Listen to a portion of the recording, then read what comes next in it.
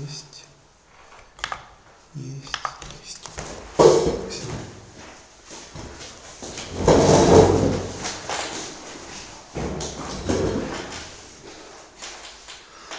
Good day, friends. We start our lecture in philosophy. Register at your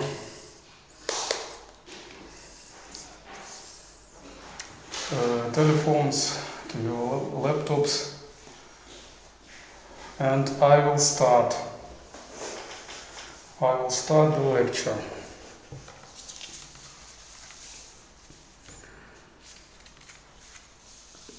Previous lecture was devoted to movement, space and time, these categories, and before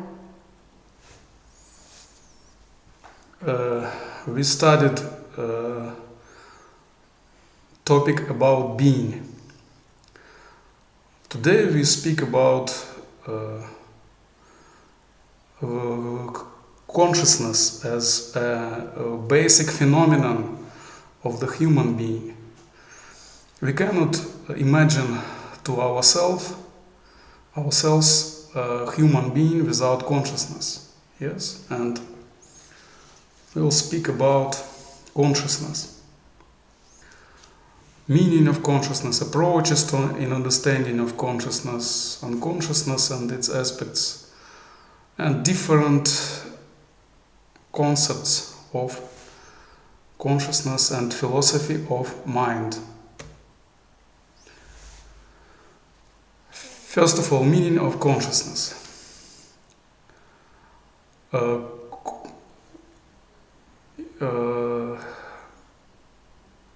The notion consciousness is a term that refers to the relationship between the mind and the world with which it interacts. As you remember, many philosophers,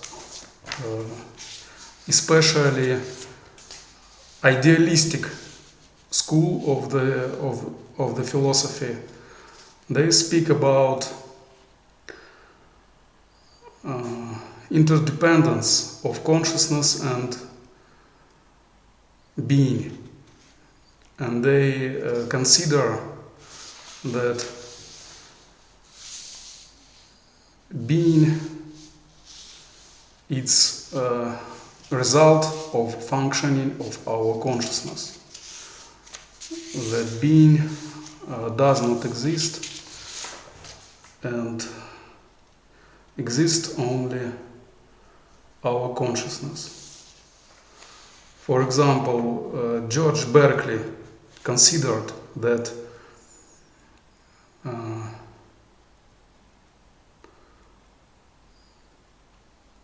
matter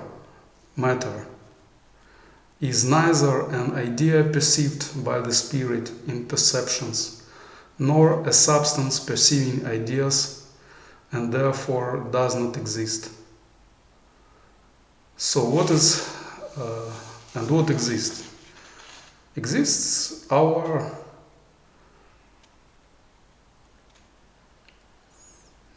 consciousness, our personality, our soul as a substance which can perceive ideas from the point of view of idealists. These are subjective idealism, school in the philosophy. Objective idealism, it's more clear understanding of consciousness, but idealists consider that spirit is initial, spirit is more important and influencing than matter, and matter is the result of functioning of spirit. Materialists, they argued that matter is driving force of our consciousness. Like brain is the results and our mind is result of activity of neurons and different connections with neurons. This is matter, and our thinking is result of activity of this matter.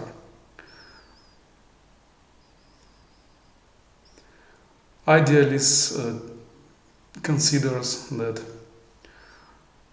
neurons and brains it's only like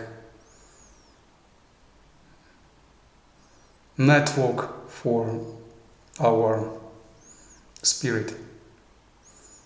For example, electricity and different networks for transportation and producing of electricity. Electricity is more essential than networks which provide this electricity. So this is a discussion. This is a subject of a discussion. We speak about consciousness from philosophical point of view. Philosophers since the time of Descartes and Locke have struggled to comprehend the nature of consciousness and pin down its essential properties. Issues of concern in the philosophy of consciousness include whether the concept is fundamentally valid, whether consciousness can ever be explained mechanically, whether non-human consciousness exists, and if so, how it can be recognized, how consciousness relates to language. At one time, consciousness was viewed with skepticism by many scientists, but in recent years it has become a significant topic of research in psychology and neuroscience. The primary focus is on understanding what it means biologically and psychologically for information to be present in consciousness. That is on determining the neural and psychological correlates of consciousness.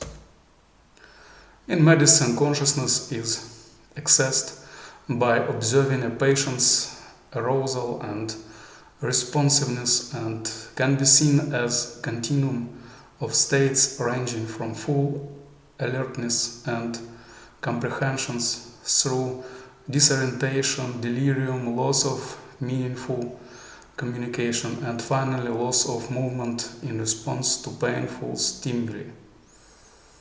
Like medical problem, it's understanding what is the border between consciousness and unconsciousness, and between healthy consciousness and sick consciousness. Yes, mentally sick people. What is difference for between mentally stable and mentally sick people?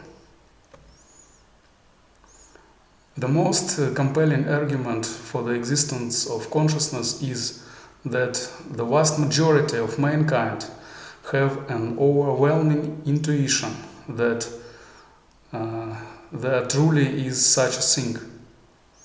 Skeptics argue that this institution, in spite of its compelling quality, is false, either because the concept of consciousness is intrinsically incoherent, or because our intuition about it are based in illusions.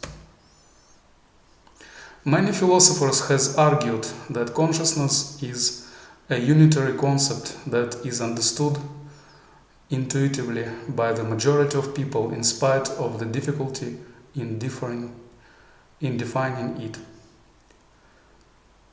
Others have argued that the level of disagreement about the meaning of the word indicates that it either means different things to different people or else is an umbrella term encompassing a variety of distinct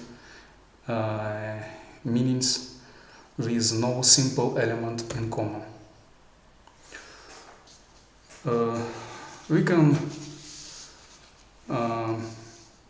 differ two categories of thinkers, dualist and monist. The same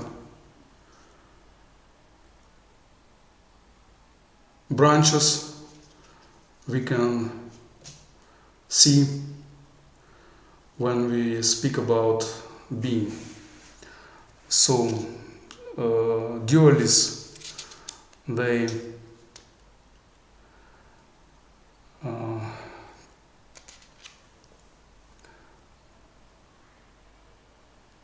maintain Descartes' rigid distinction between the realm of consciousness and the realm of matter, but give different answers for how the two realms relate to each other, and monist solutions that maintain that there is really only one realm of being, of which consciousness and matter are both aspects.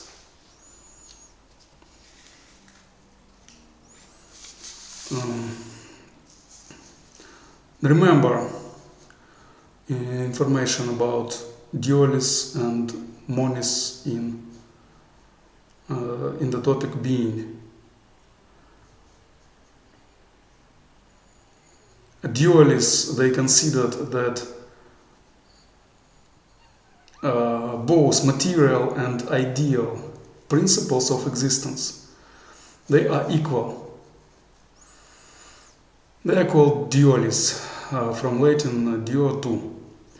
In contrast to dualism, the position of recognizing the primacy of one of the two factors, material or ideal, is called philosophical monism, from the Greek monos, one. For example, I told you about idealistic approach, yes? That being is a product of the spirit's activity.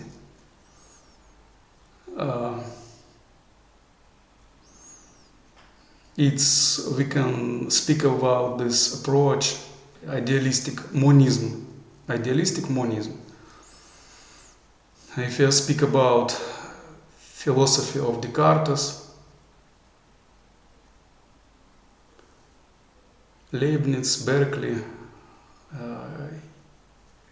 Hegel, and so on and so forth. But René Descartes, he said that God created the world and the laws of nature, and then the universe acts as an independent mechanism. So he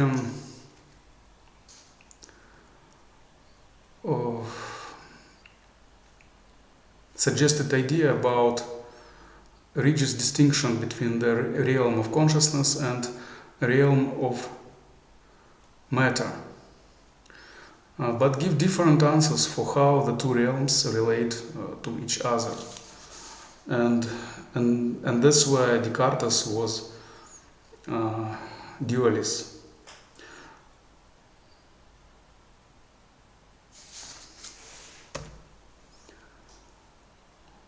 The two main types of dualism are substance dualism, which holds that the mind is formed of a distinct type of substance, not governed by the laws of physics, and property dualism, which holds that The laws of physics are universally valid but cannot be used to explain the mind.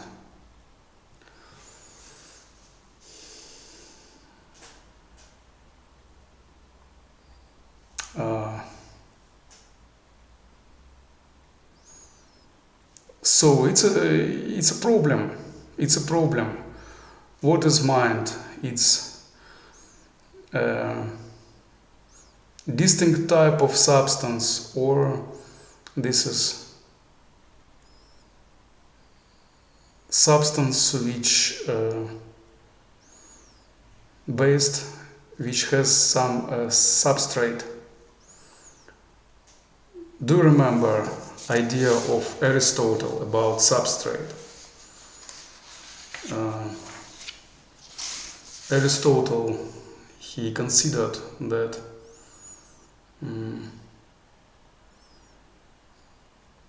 thing is a composite whole consisting of a substrate, matter, and the essence of being, form.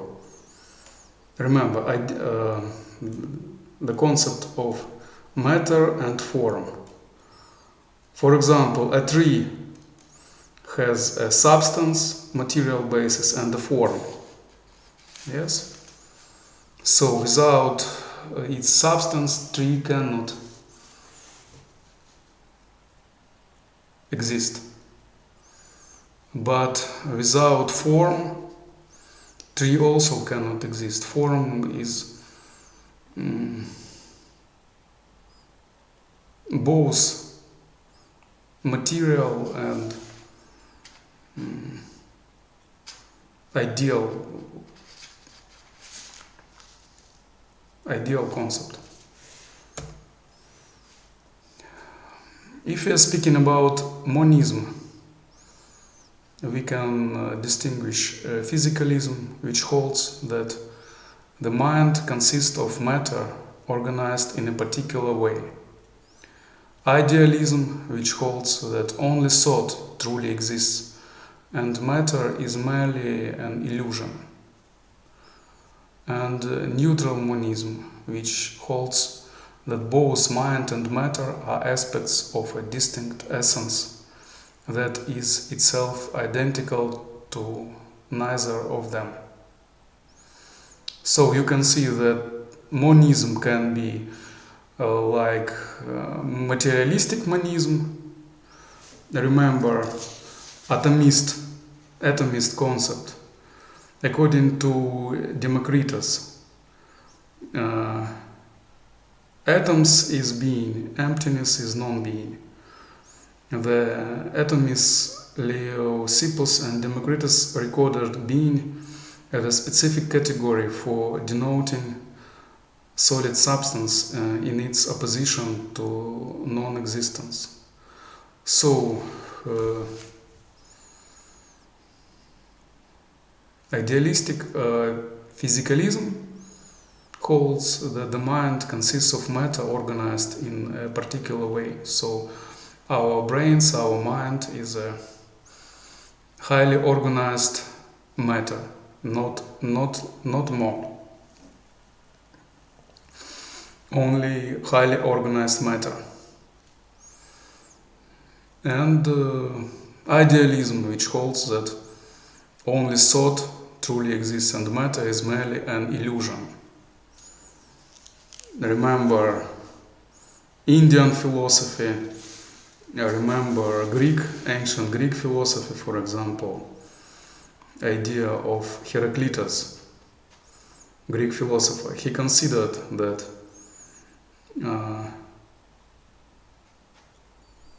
reality does not exist, it flows, and beings are an illusion upon the flow.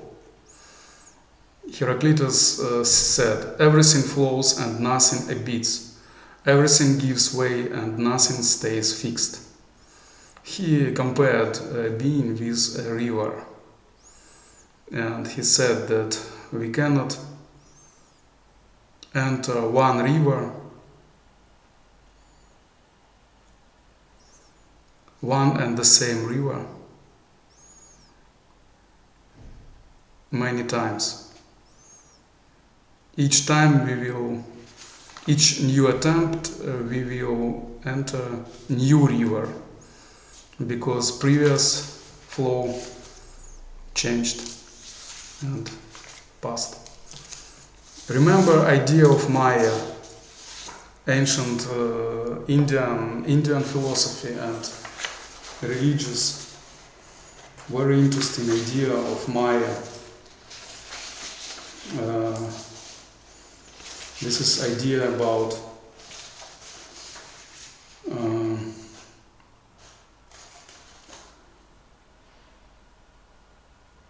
that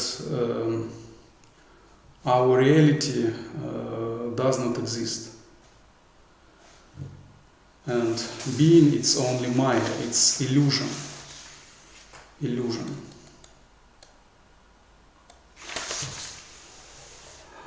Neutral monism, which holds that both mind and matter are aspects of a distinct essence that is itself identical to neither of them. Neutral monism may be more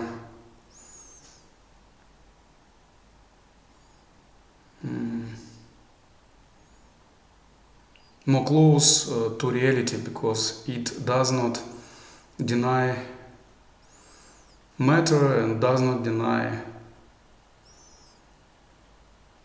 spirit,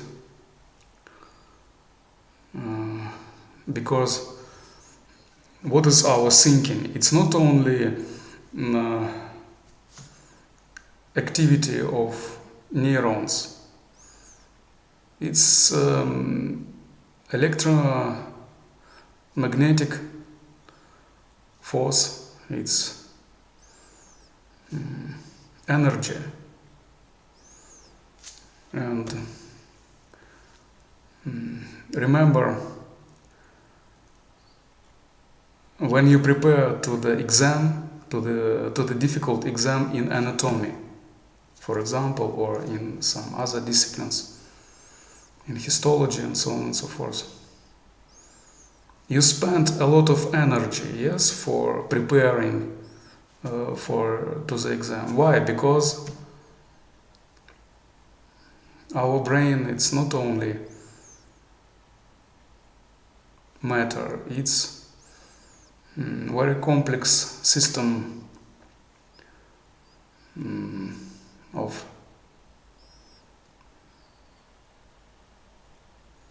electromagnetic waves, and it demands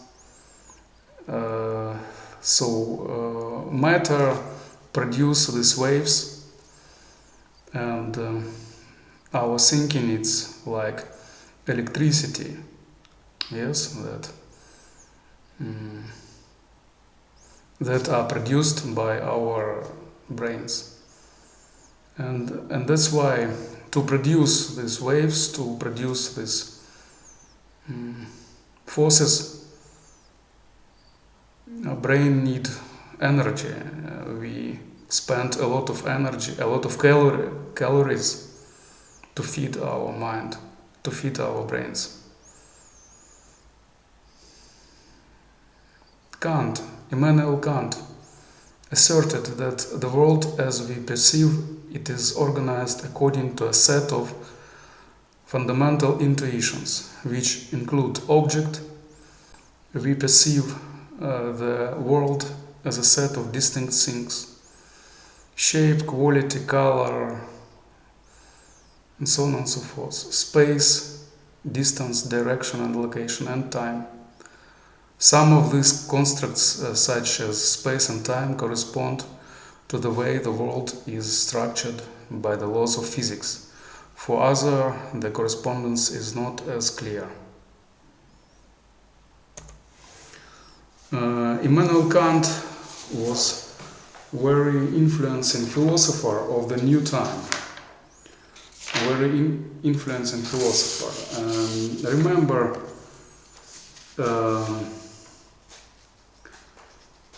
the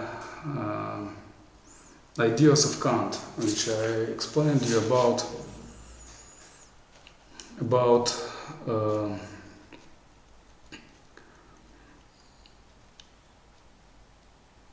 interaction between being and our cognitive activity. He said that our mind, our consciousness is not so strong to understand and to see the reality as it is. For example, metaphysically, we cannot see the God. Most of us, maybe some people could see the God and this, or listen to the messengers of the God, but our mind is weak. Kant fixed the weakness of the mind in understanding of being. And he said he believed that the subject of philosophy should be the study not of nature, but of the cognitive activity of the subject. Kant's doctrine was a step towards eliminating the concept of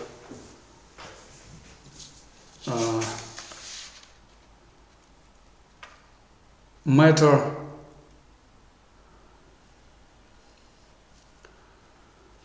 from philosophy and replacing it with the concepts of space and time as more meaningful.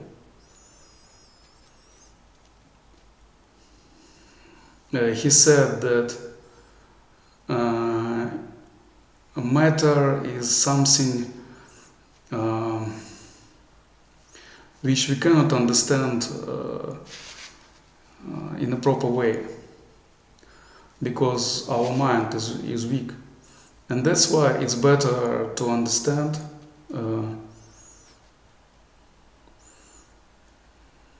the concepts of space and time. And on the place of ontology, he emphasized the role of epistemology, of gnoseology, in comparison with ontology. So, in order to understand being, in order to understand consciousness, we need to understand the possibilities of our mind to understand this being. If these possibilities are restricted, our knowledge about reality, about being, is also restricted, because our consciousness is weak.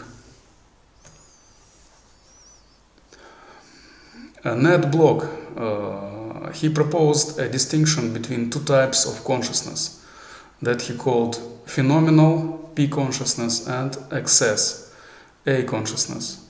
P consciousness, according to Block, is simply raw experience. It is moving, colored forms, sounds, sensations, emotions, and feelings, with our bodies and responses at the center. A consciousness, on the other hand, is the phenomenon whereby information in our minds is accessible for verbal report, reasoning, and the control of behavior.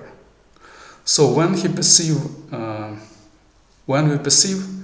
information about what we perceive is excess consciousness.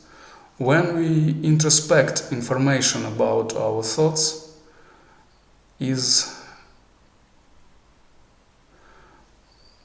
excess conscious. When we remember information about the past is excess conscious, and so on, and so on.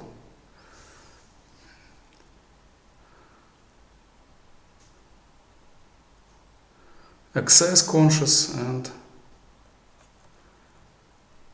P conscious.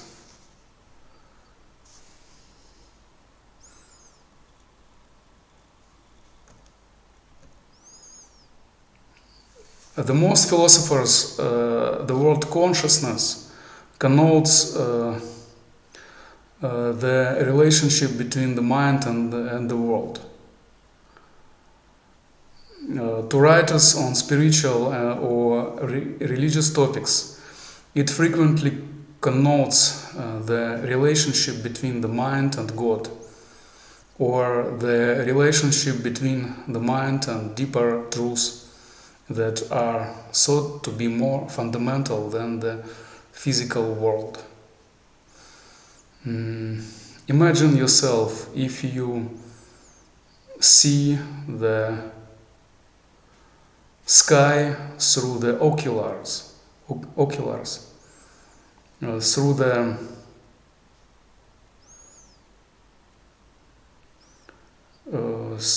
oculars, and your vision depends on the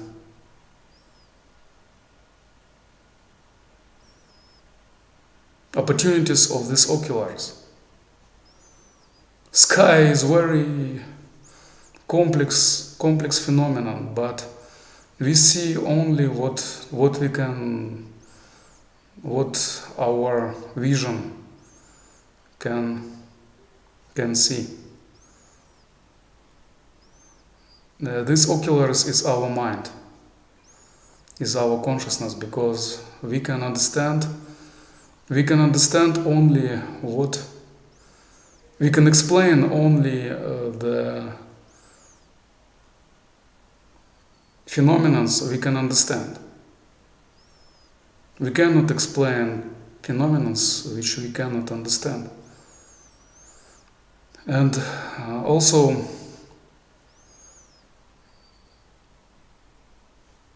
that's why our mind is such an oculars through which we observe the sky.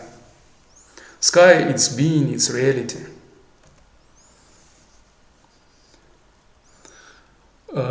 Next branch of understanding of the philosophical understanding of consciousness is phenomenology.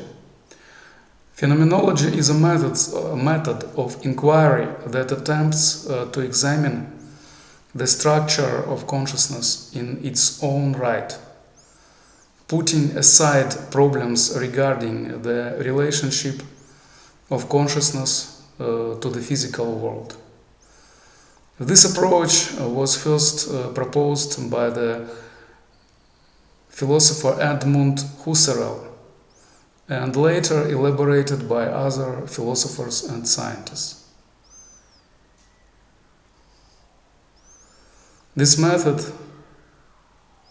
attempts to examine the structure of consciousness in its own right, putting aside problems regarding the relationship of consciousness to the physical world.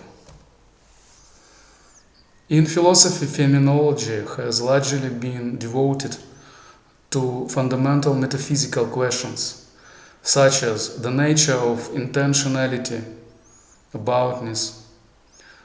In psychology, phenomenology largely has meant attempting to investigate consciousness using the method of introspection, which means looking into one's own mind and reporting what one observes.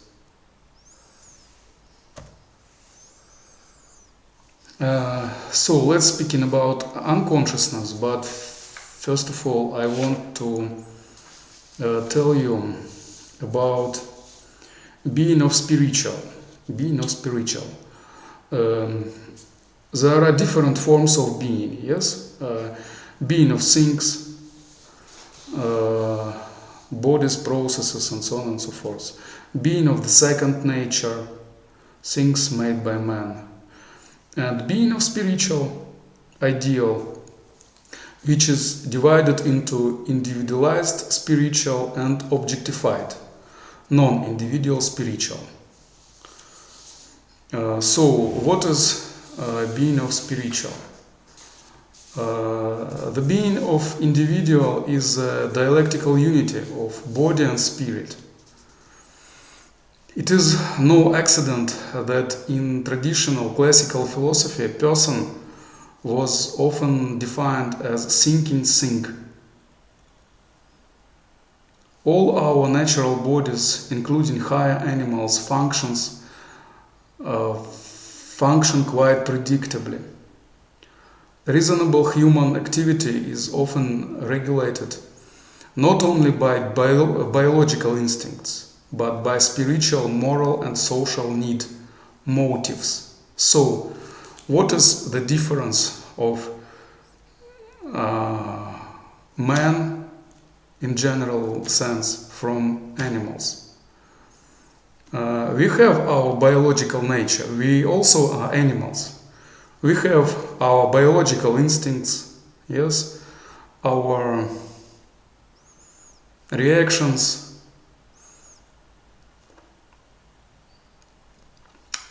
which regulate our behavior, but we also have spiritual and intellectual motivation, regulation, moral regulation of our behavior, and motives which are produced by our consciousness. For example, you imagine yourself, for example, dog and man in the morning, or cat and man. Cat in the morning drink milk, yes? Man in the morning drink tea with milk, or drink milk, or coffee with milk, or coffee without milk. But in the morning people read newspapers, yes? Drinking milk, drinking tea, he also read newspaper. What does it mean? This means that except our biological needs, we also have spiritual needs. Or you can drink milk and watch TV.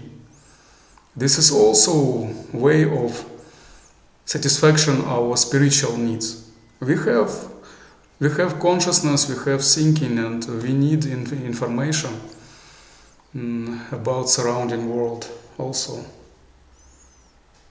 Animals need only information which can help them to satisfy their needs. They don't need an information which is not useful. People are spiritual beings. We have our imagination, our surprising of the world, and so on and so forth. The being of the spiritual takes shape in the bosom of human culture, manifesting itself at the level of individualized and objectified spiritual being. Culture is directly connected and in many ways manifests itself through language. Language is not only a way of communication, it is an effective tool for exploring the world. Through the language, physical reality of the world opens up to our knowledge. Language linking consciousness and the objective physical reality of the world equally makes the spirit corporal and the world spiritual. For example,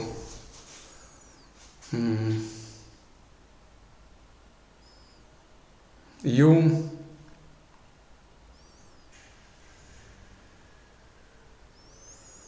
discuss some problem with your friend.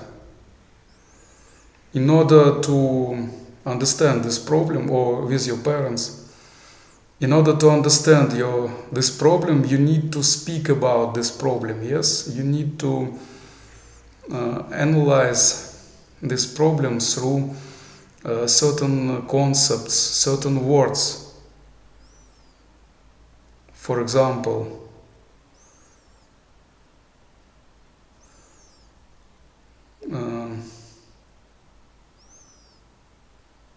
to understand that you are hungry, you can understand without language. You can feel that you are hungry, but if you tell to your friend that you are hungry, you express your feelings through the language, and your friend accepts the information about your feeling, and so on and so forth. Language is instrument of our knowledge, of our consciousness. It's very, very important instrument of consciousness. It's not only instrument of communication. It's instrument of thinking. Have you thought of how we are think? How we are thinking? Ask yourself how you are thinking. And if you will ask yourself, you will understand that you are thinking, and me also. We are thinking through our internal speech. We speak inside our mind. We speak. Internal speech, it's our thinking. What language you are thinking? Your native language, maybe some other languages. So let's speak about unconsciousness. Unconsciousness is the condition of being not conscious. In a mental state that involves complete or near complete lack of responsiveness to people and other environmental stimuli. Condition of being not conscious, this is unconsciousness. Being in a comatose state or coma is a type of unconsciousness. Fainting due to a drop in blood pressure and a decrease of the oxygen supply to the brain is a temporary loss of consciousness. Loss of consciousness must not be confused with altered states of consciousness, such as delirium, when the person is confused and only partially responsive to the environment. Normal sleep, hypnosis,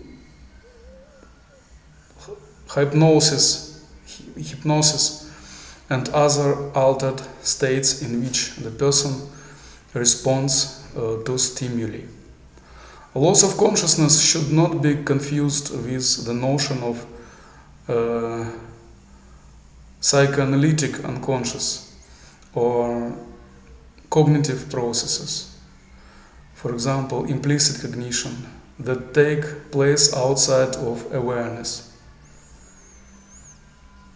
So, if we speak about unconscious state, we can remember our normal sleep.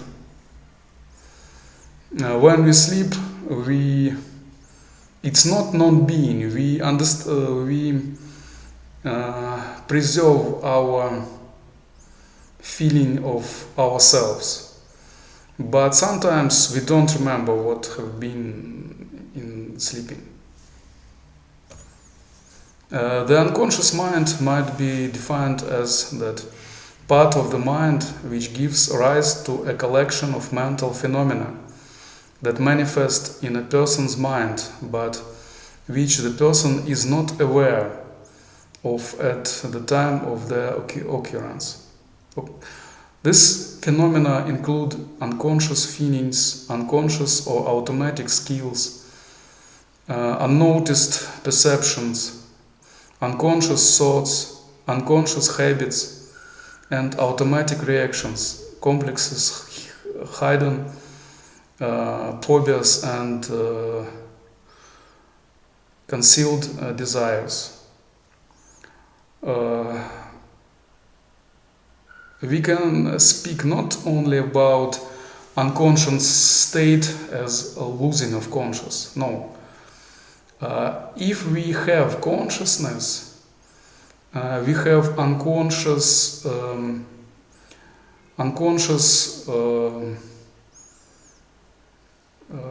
feelings, thoughts, perceptions, automatic skills, unconscious habits and automatic reactions, hidden phobias, and so on and so forth, concealed desires, and these unconscious feelings, unconscious perceptions, phobias, desires influence our life very, very strong. Psychoanalysis. Sigmund Freud, it's German psychologist. He was first who started to investigate the sphere of unconscious, and he was pioneer of studying this sphere. And he said that unconscious influence our behavior. Observers throughout history have argued that there are influences of unconscious from other part of the mind. This is like a dark part of our consciousness, unconscious. These observers differ in the use of related terms, including unconsciousness as a personal habit, being unaware, and intuition. Terms related to semi-consciousness include awakening, implicit memory, subliminal messages, trances, hypnagogia, and hypnosis. Also sleepwalking, dreaming, delirium, and coma may signal the presence of unconscious processes. These processes are not the unconscious mind, but more of a symptom.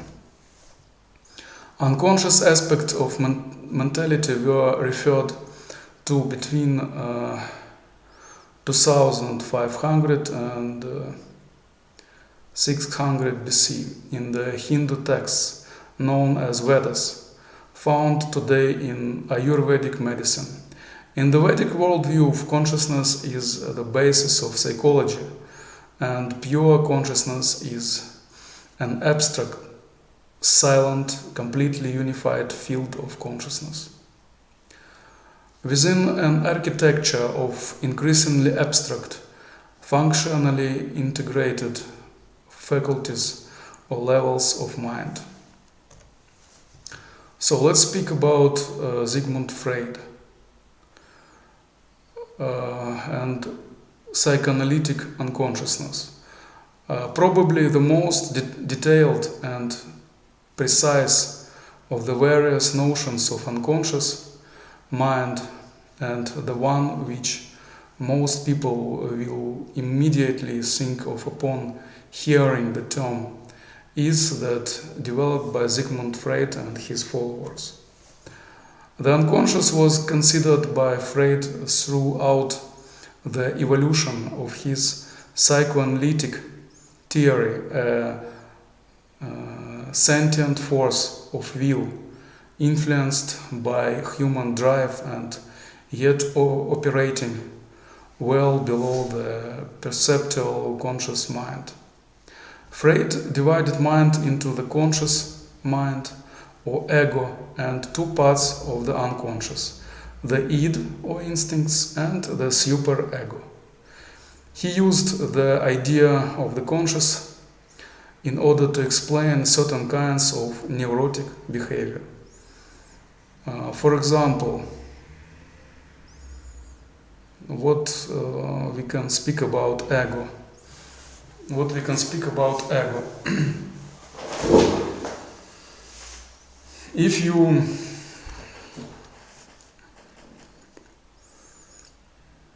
you see the apple which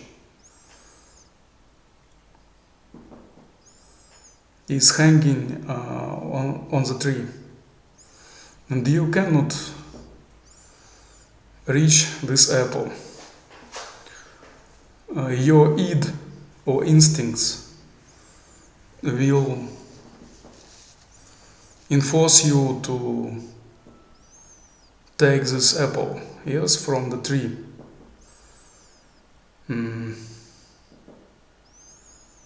Your mind will look for your ego will look for the ways of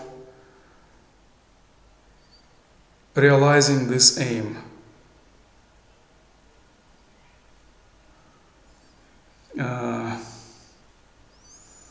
And sometimes our id contradict to our ego. For example, you can remember, most of you,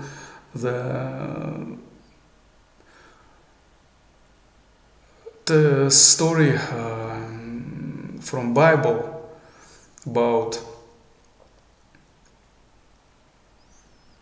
Adam and Eve.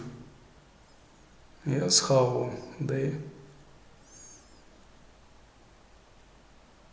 break the God's prohibition, the God's will about tree of understanding of good and evil. So sometimes our ego prohibit us something. Our id, our instincts, they demand from our ego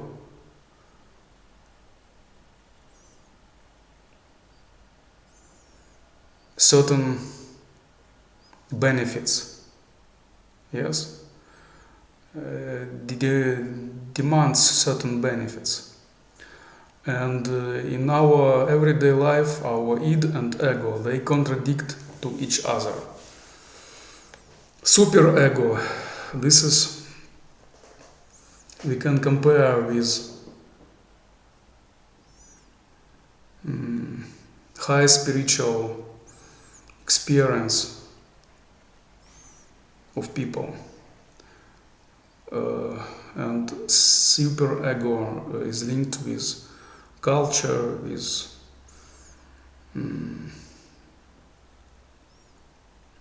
our beliefs, and so on and so forth.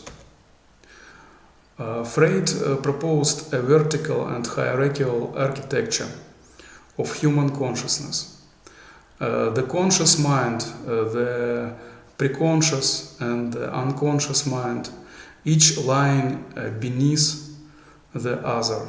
He believed that significant psychic events take place below the surface in the unconscious mind, like hidden messages from the unconscious, a form of interpersonal communication out of awareness. Freud was psychoanalytic. He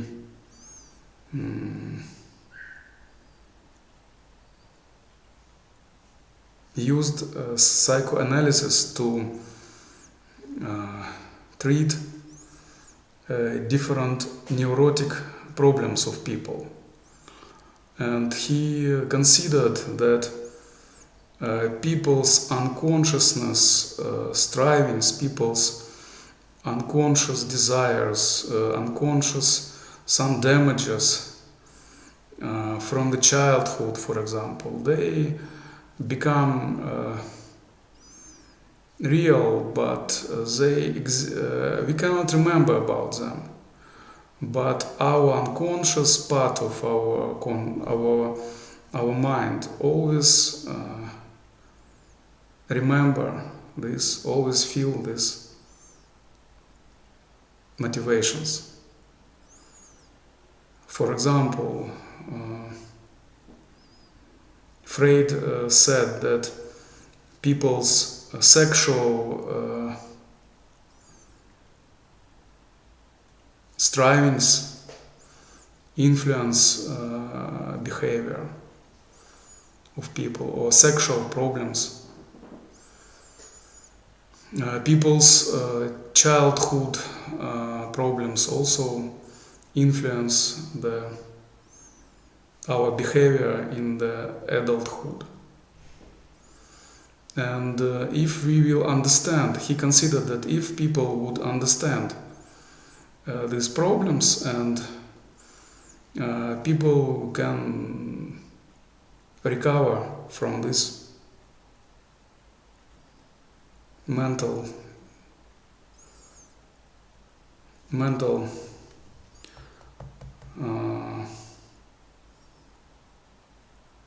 disproportions and so on and so forth.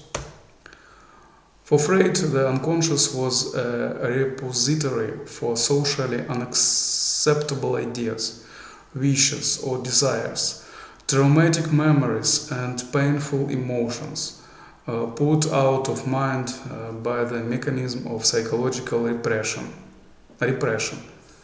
However, the contents did not necessarily have to be solely negative. In the psychoanalytic view, the unconscious is a force that can only be recognized by its effects. It expresses itself in the symptom. What example I can give you? For example, person can have problems in relation with opposite gender. For example, men can have problems with women in the relations with women. According to Freud, can be different reasons of this problem. He considered that sometimes boys, they compare their girlfriends with mothers, and if girlfriend is not like their mothers, they can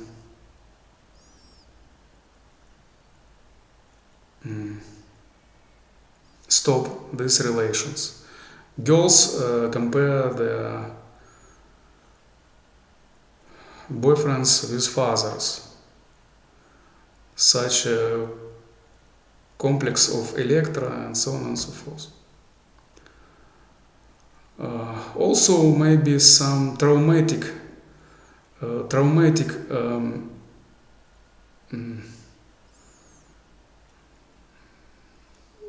situation which damage our conscious behavior. Fears. For example, a man was left by his, or man was left by his girlfriend or boyfriend, and man was left by girlfriend or by wife, woman was left by boyfriend or by husband, and this memory can in the future this memory can be reason of neurotic problems. For example, people can be unconfident in himself if he will remember this unpleasant experience, and these complexes should be forgotten. Psychoanalytics, they clarify these negative memories, and people should understand this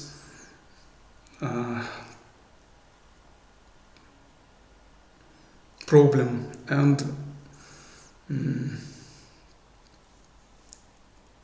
stop to have a fear of this.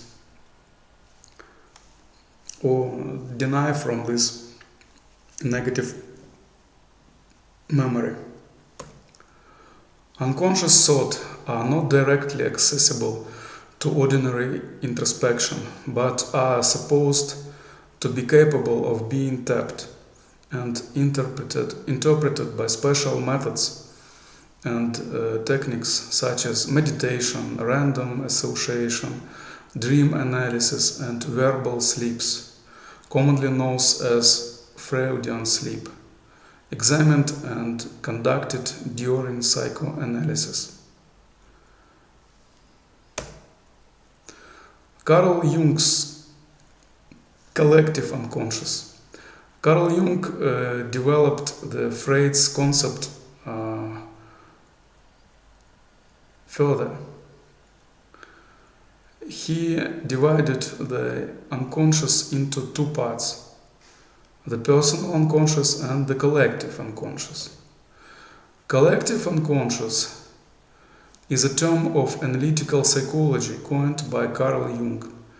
It is proposed to be a part of the unconscious mind expressed in humanity and all life forms with nervous systems, and describes how the structure of the psyche autonomously organizes experience. Collective unconscious. Also, I told you about being of social, yes? Human being, we are not only biological creatures, we also social historical being. People is not only the being of separate individuals. Human activity, bodily actions of a person depend on social motivation. The existence of the social is determined by the tasks of ensuring the survival and reproduction of a particular society, taking into account collective interests, needs, and requirements. Man is a social historical being. The most productive ideas lay down a certain structural paradigm which affects the way of people live, people's attitude to themselves and to the world. The heuristic ideas of the past set the canons for the present and determine the future of a given society, influencing the life of an individual. For example, Jung said about archetypes. Each culture, each nation culture has its archetypes. These archetypes may be formed, for example, when mother in the childhood tell the tales, the fairy tales to the children. Tell some stories to the children. Do you remember what stories you was told by your mother, by your father, by your parents? These stories can influence your social being. Or for example, some not only tales, maybe some historical events. Maybe you know some historical heroes or some historical examples which you want to be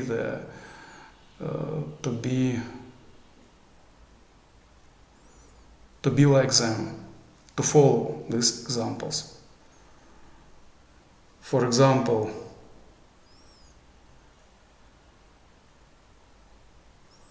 maybe you want to be like some heroes of your favorite films, heroes of your favorite books.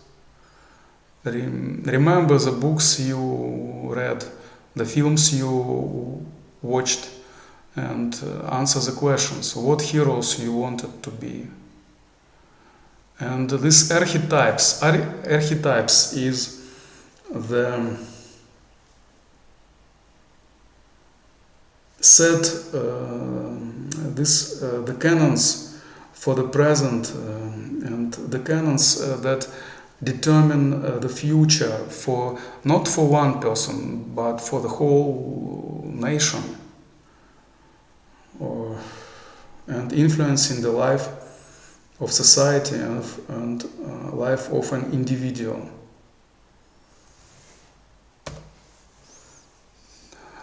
Jung distinguished the collective unconscious from the personal unconscious, in that the personal unconscious is a personal reservoir of experience unique to each individual, while the collective unconscious collects and organizes those personal experiences in a similar way with each member of a particular species.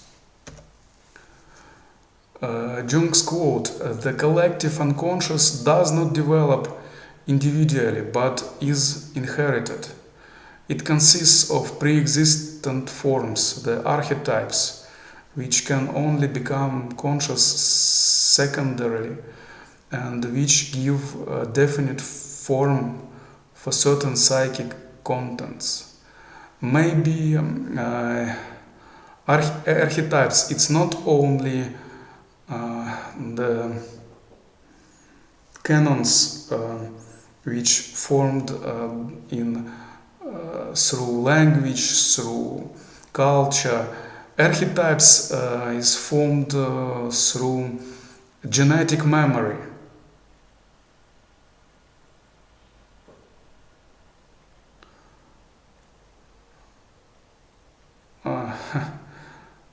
Ben Carson. That's good.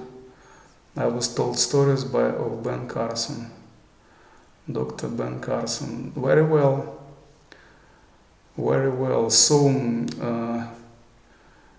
in the childhood, people want to follow certain examples.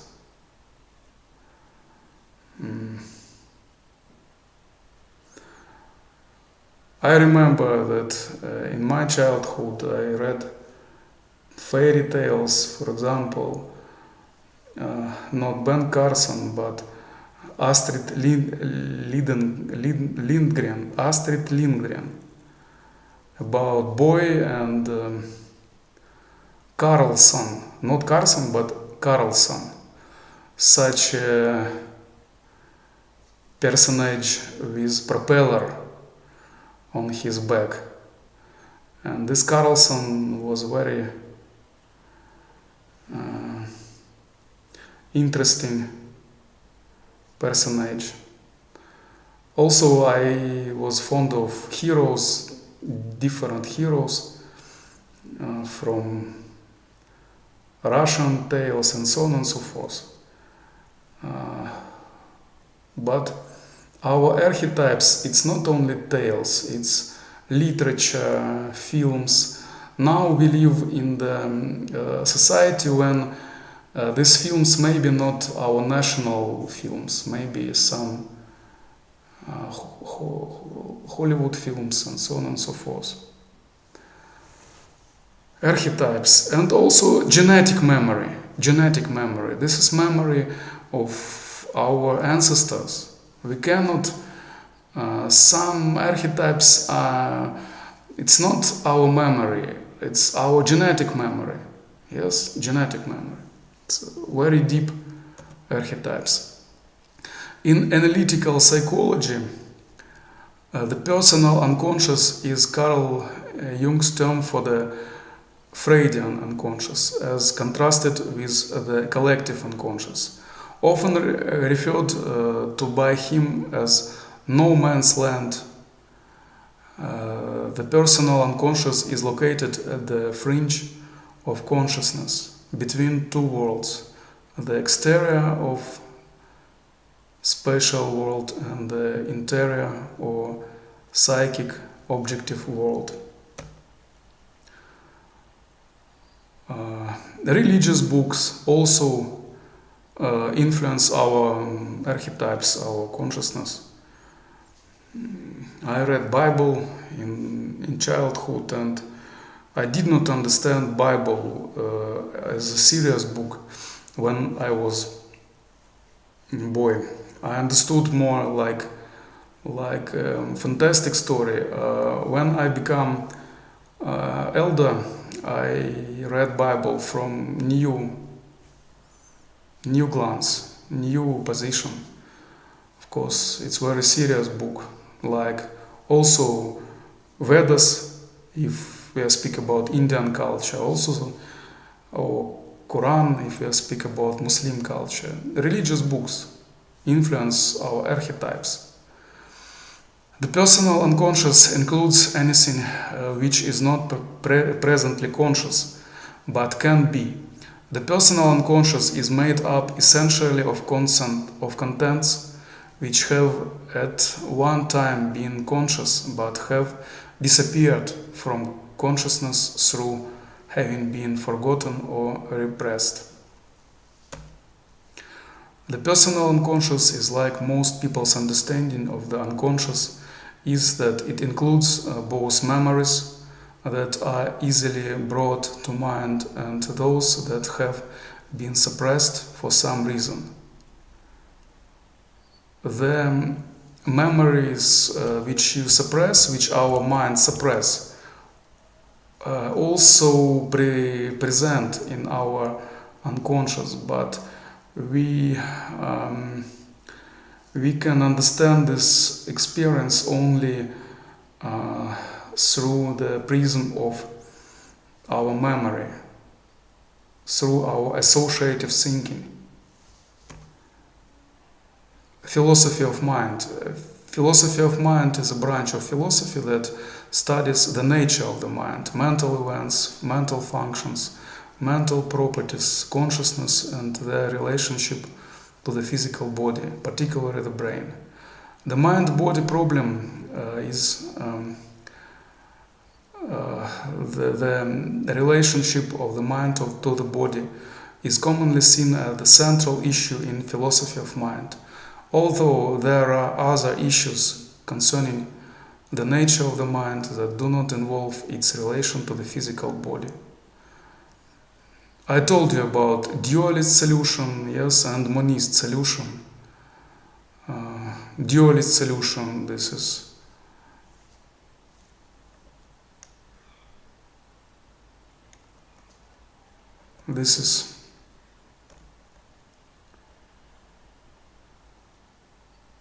acknowledgement of both sides of being, material and spiritual. Monist, it's only acknowledgement of spiritual reality or material matter reality, no more. Dualism can be traced back to the Plato, Aristotle, and Sankhya and yoga schools of Hindu philosophy. But it was most precisely formulated by René Descartes in the 17th century. Substance dualists argue that the mind is an independently existent substance, whereas property dualists maintain that the mind is a group of independent properties that emerge from and cannot be reduced to the brain, but that is not a distinct substance. Dualists, they consider that our mind cannot be reduced to the brain. It's more wide substance. The most frequently used argument in favor of the dualism is that it appeals to the common sense intuition that consciousness experience is distinct from inanimate matter. Descartes' famous argument for this position can be summarized as follows. Seth has a clear and distinct idea of his mind as a thinking thing which has no special extension.